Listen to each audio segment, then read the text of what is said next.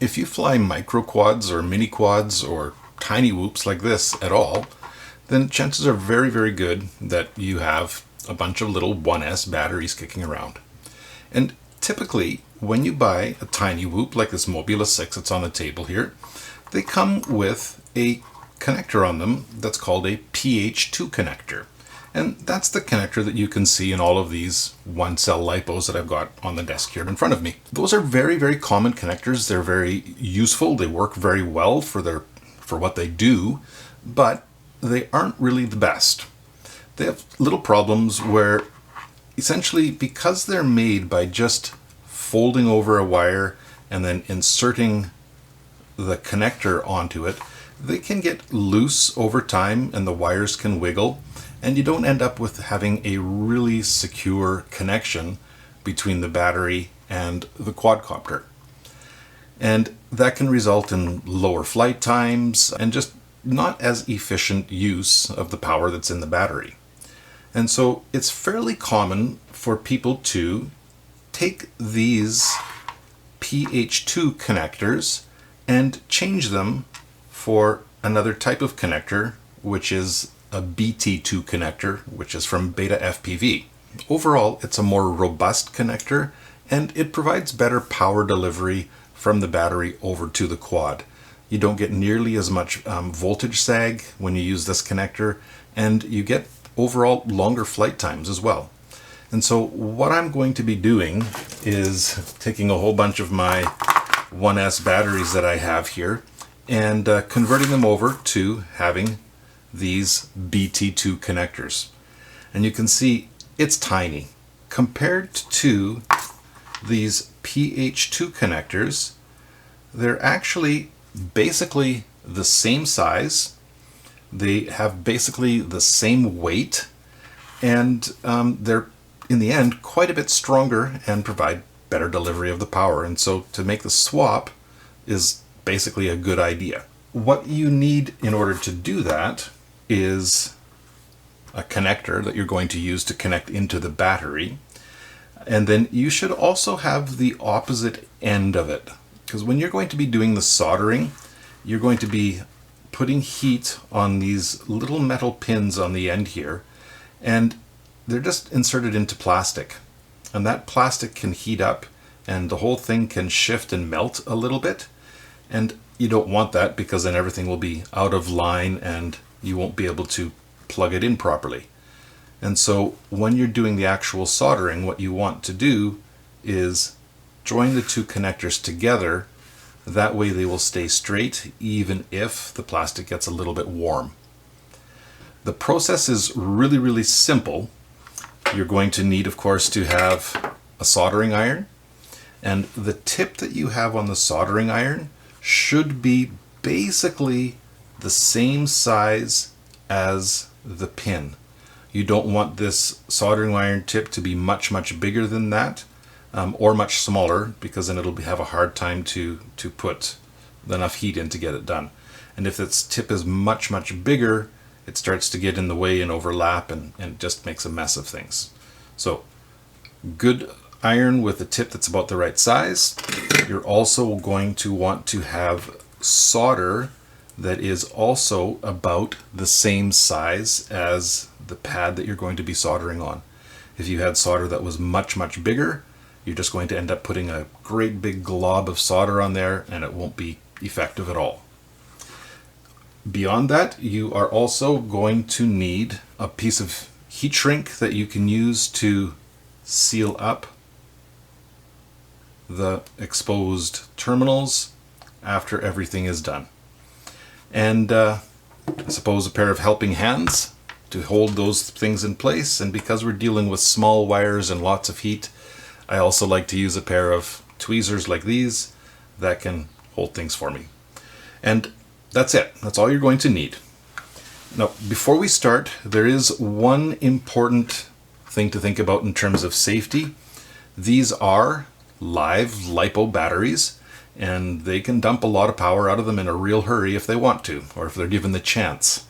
And so what we need to do here, so we can solder these on and join them together, is we need to disconnect it from this old connector.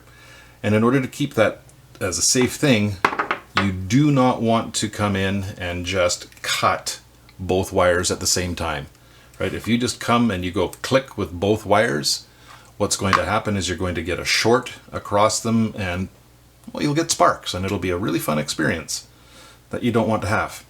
So instead, what you should do is just take it and snip one wire only at a time, as close up to the old connector as possible, and just nip it off on one side only.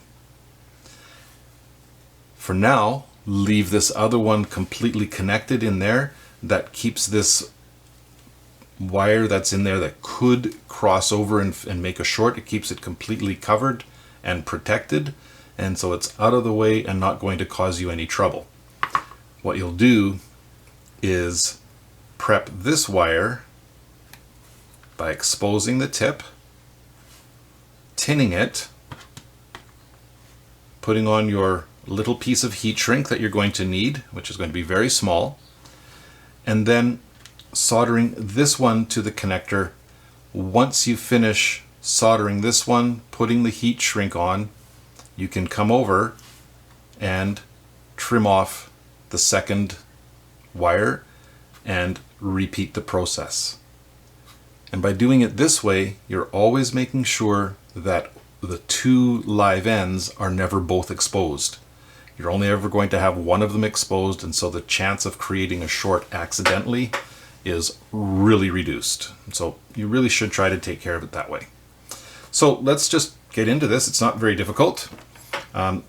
We need to prep everything by tinning it and getting a little bit of solder onto the wires.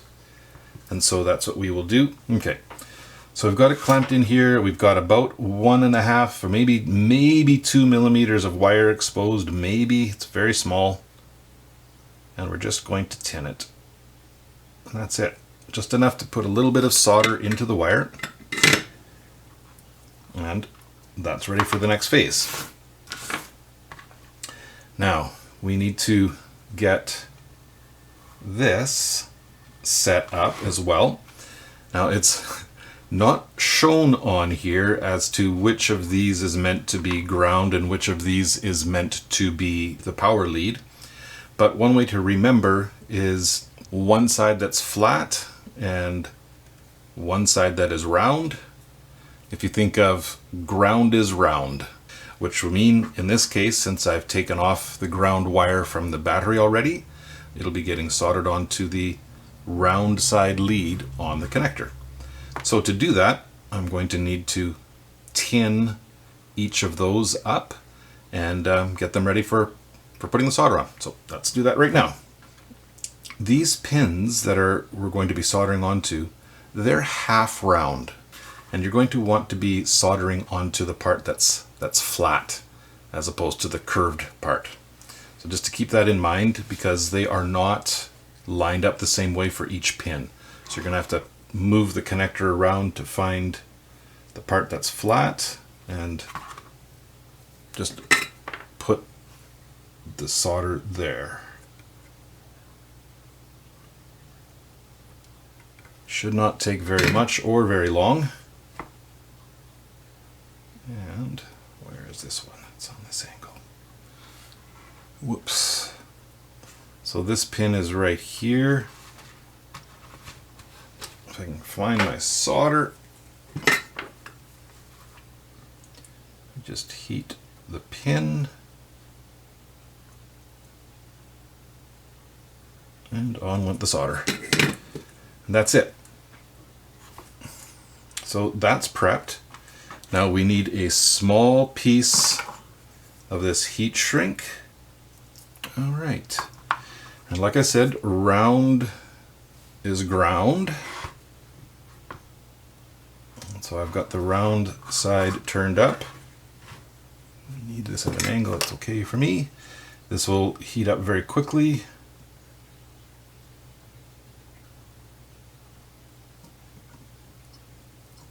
And let it cool. that connection is done. Nice and clean. Always make sure after you do, apologize if this is not really clear, but every time you do this, always check between the two terminals or the two poles on there to make sure that no solder has managed to make a glob or a drop and bridge those two. If that happens, you'll end up with a short, and you don't want that. So just always double check after you solder to make sure. Then we will slide this tiny piece of heat shrink up there and shrink it down.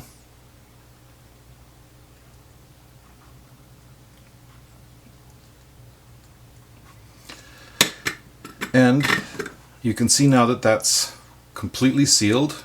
There's no real chance of that open wire ever causing a short right now, and so it's easy enough for us to proceed on to the second part without any real worries that there's going to be a chance for a short to happen. So that's what I'm going to do now. I'll just come, just like we did before, we'll take and trim this off real close. And we need just about 2 millimeters of exposed wire that we're going to use to solder on. It needs to be pre-tinned just like the other side, so we'll do that quickly. There we go. Whoops. And we will place this in here. We need another piece of heat shrink.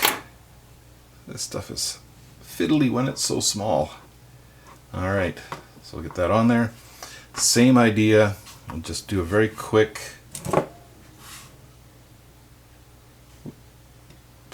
grab on here and we'll solder this into place. And it'll just be good. And, oh, of course I did that off screen, didn't I? There we are. There it is. Managed to get it on.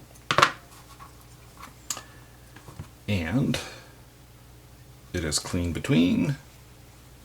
We can slide the heat shrink up and shrink it down. And there we are. That's the process for taking a PH2 connector off of your battery and replacing it with a BT2 connector. And pretty simple process. Just make sure that you do it safely. Cut one lead at a time. Leave the second lead protected. And look for any kind of solder bridging as you're doing it, and you should be just fine. In the end, what you'll end up with is a connector that will provide better power and give you longer flights. So, hope you found that helpful. Good luck with your flying, and look forward to seeing you in the next video. Until then, take care.